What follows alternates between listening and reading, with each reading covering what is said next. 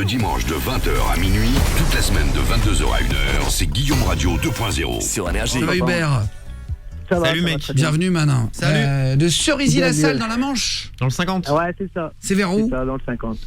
Oh, c'est vers Coutances, Saint-Lô.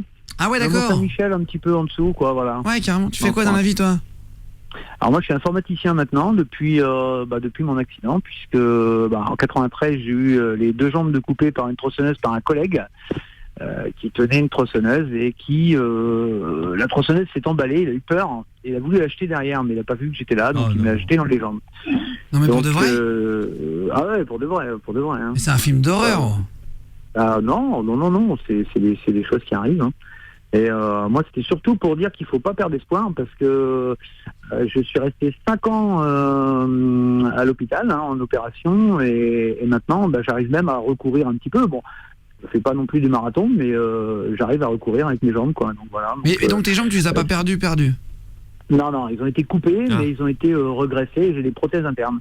Voilà, j'ai des prothèses qui ont été faites par un chirurgien. C'était un procédé qui était lancé en expérimental. Et donc, en fin de compte, c'est-à-dire que ça tient très, très, très bien, puisque depuis 93, je remarche sans problème, quoi. Attends, mais voilà. quand tu dis, ça coupe tellement fort une tronçonneuse. Bah ouais, c'est-à-dire, il te jette la lame. tronçonneuse, ça te coupe les jambes. Ça décapite le truc, Ah quoi, bah, je pense. c'est clair, hein. C'est-à-dire que, en fin de compte, on était à 6 mètres de haut, donc quand il a vu que la tronçonneuse était accélérée, il a voulu l'acheter derrière. En fin de compte, moi je faisais un pas derrière, je passais derrière, et il l'a mis entre les 2 jambes. Et ça a fait ciseau, quoi. Donc ça a vraiment appuyé sur les 2 côtés, et les 2 jambes ont été coupées, quoi. Mais genre, elles se sont carrément détachées de ton corps? Il y en a une complètement détachée, oui, complètement, que j'ai vue en bas, beaucoup plus bas, et l'autre, qui est tombée, bien, en fait. bien. Moi, je suis tombé, oui, sur l'échafaudage, mais par contre, la jambe était bien 6 mètres plus bas, quoi. Et donc, après, tout de suite, c'est garrot, ceinture, et puis on sert ça, quoi. Donc voilà. Donc, l'avantage, c'est que j'étais pompier pendant plusieurs années, donc ça m'a permis de réagir très vite et de me faire un garrot et d'appeler des secours, quoi.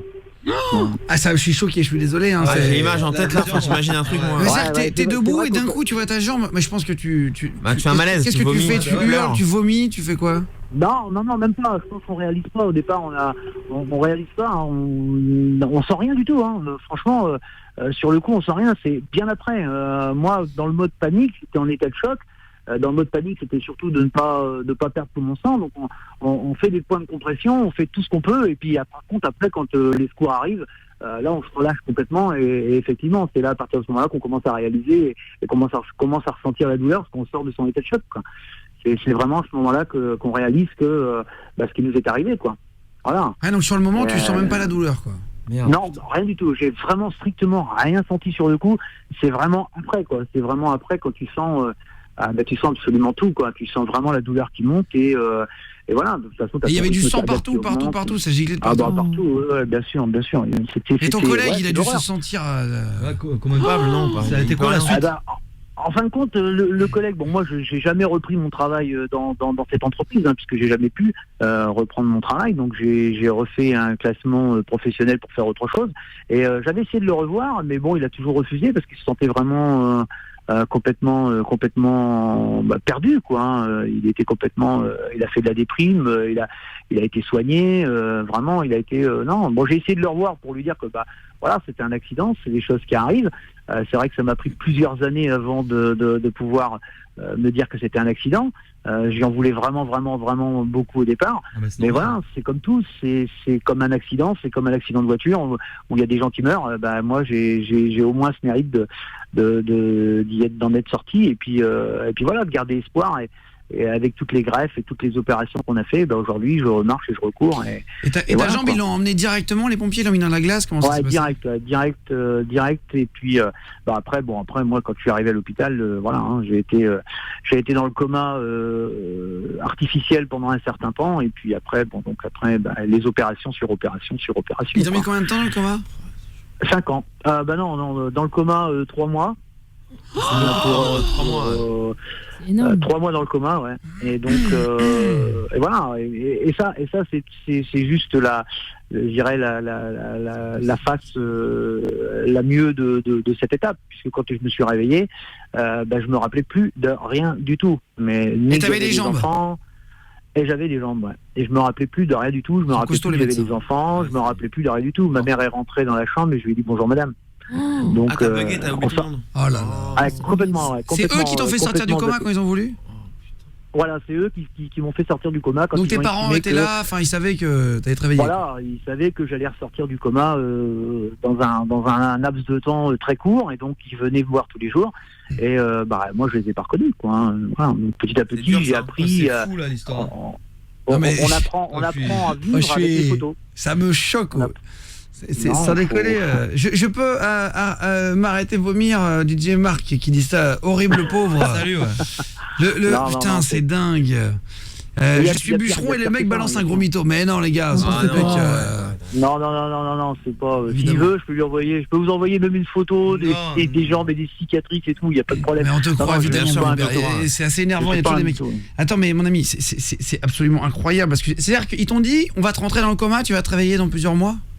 Oh, non, ils le disent pas. Hein. Ils t'ont même pas demandé. Quand je suis sorti, je savais pas du tout. Moi, j'étais en état de choc, donc quand je suis rentré à l'hôpital, je savais même pas que j'allais rester. C'est horrible. C'est absolument horrible. Ils ont prévenu ta famille. Oui. Ah oui, bien sûr, bien sûr. Ils t'ont demandé comment tu t'appelais, tout ça. De toute façon, il y a ton collègue.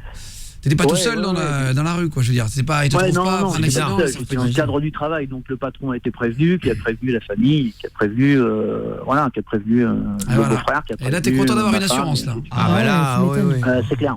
Ouais, c'est clair. T'imagines, là, tu travailles ça a coûté combien, toutes ces opérations? Je sais pas du tout. J'ai jamais fait le calcul. C'est pas forcément ce que j'ai cherché. Moi, ce qui m'intéressait, c'était surtout de savoir. Mais c'est très cher. Ouais. Pour la bonne cause, après. C'est 5 ans, 5 ans. Je suis sorti de l'hôpital en 98. T'as passé 5 ans à l'hôpital?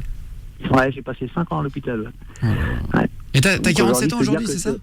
47 ans, ouais. Aujourd'hui, et c'est vrai qu'il y a des passages de la vie qui sont difficiles, comme voir ses enfants grandir, et ben on les voit pas.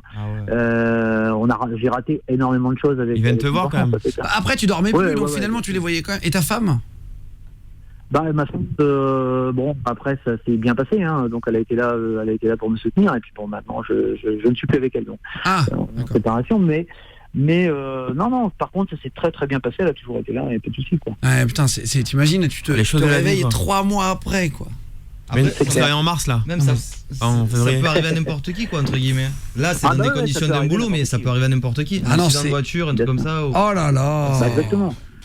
Ça peut arriver à n'importe qui, quoi. Et t'arrives à bouger tes orteils et tout, toujours, enfin, même si tu bouges. Sans problème. Quand c'est des guilis, c'est quand même, t'imagines les chirurgiens, comment ils sont balèzes. Ils ont réussi, respect. Mais sans déconner.